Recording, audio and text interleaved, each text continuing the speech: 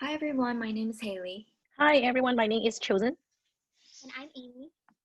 and today we want to present our research studies about Fit Plus in a virtual setting and how motivations is during a pandemic. Introductions of our study. So according to American College of Sports Medicine, 18 to 65 years old individual, they should participate at least 30 minutes, 5 days per week with moderate intensity, and at least 20 minutes, 3 days per week with vigorous intensity of physical activity. And because of COVID-19 pandemic, a lot of sports club, they switched to a virtual setting. Also, our Fit Plus program of our university did the same. But there's very little research study about online exercise culture, so we will talk more about it when we present our data and results. And our main purpose of the study is to investigate how the transitions to fully online classes influence Fit Plus members' motivation, perceive the cohesions, and physical activities in a virtual setting. Regarding an article studying preferences regarding digital home training during COVID-19, there is an expressed interest in an online training course in respects to COVID-19 guidelines. Additionally, a feasibility study exploring video conference delivering group-based physical activity with spinal cord injuries shows online instruction is beneficial for convenience, but also come with technological obstacles that can promote group cohesion when participants ask one another for help.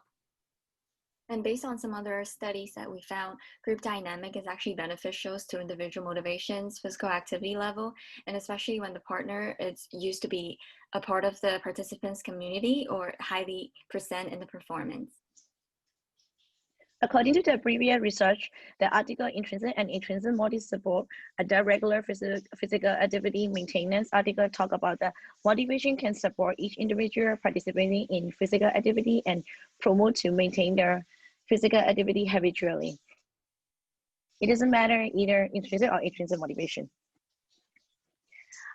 In this study, the study is reached out to all the 250 members of Fit Plus member in San Francisco State University.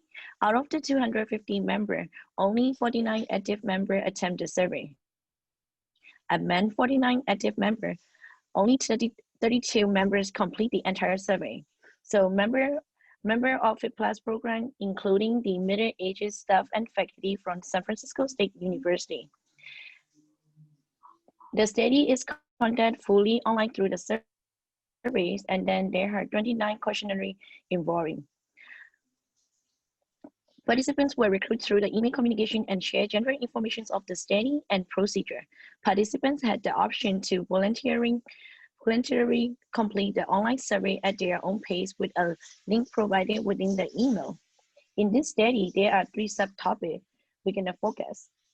First subtopic is Fit Plus in virtual setting, and the second subtopic is group dynamic influence, and the last subtopic is extrinsic and intrinsic motivation. To start off with our data, we see that out of the 32 participants that completed the surveys, there was nearly a double in increase of hours of screen time from before COVID-19 compared to during COVID-19. In the next slide, we see that the questions frequented slightly agreed responses to comfortability using technology, perceived difficulty transitioning to online setting, the perceived online conduciveness of the home environment, difficulty focusing in an online setting, enjoyment of the online program experience, and belief in online promotion of group cohesion through the online setting. More into the results, we see a negatively weak correlation between individuals' comfortability in using technology and their perceived difficulty in transitioning to a virtual setting. In figure 3, we also see a negatively weak correlation between home conduciveness to an online setting and their individuals' perceived difficulty to focus in an online setting. Yeah. So moving on to perceive the group social cohesions data, we can see the tables right here. Table 2 is describing how the scores of perceive the cohesions of the Fit Plus members. And we have the mean values of 5.375. And also from the table, we can see score to 5 has the highest percentage of response, which is 37.5. And moving on to enjoyment level, on the correlation graph here, we can see as the perceived cohesion score goes up, the enjoyment level increase as well. And based on the Excel calculation, we found a more precisely an R values 0.27, which is indicating a weak positive correlation between these two variables. And also on the right-hand side, we have a bar graph showing motives in participating in Fit Plus. And it's really obvious, improved personal fitness and health, it's having the highest percentage. And this is an examples of intrinsic motivation. But I'll leave this to Shosen, who will talk more about intrinsic and extrinsic in details. According to the figure 5 is representing the mean scale value of intrinsic motivation based on the subscale of the intrinsic motivation questionnaire. So, and then the figure 6 is representing the mean scale value of extrinsic motivation subscale based on the questionnaire. In order to compare the figure 5 and figure 6, the participants have higher intrinsic motivation subscale. Can you go next, please? The figure 7 representing the comparison of the mean scale value between the, never mind, let me start again. The figure 7 representing the mean scale value of other participants between two types of motivation, which is intrinsic and extrinsic motivations.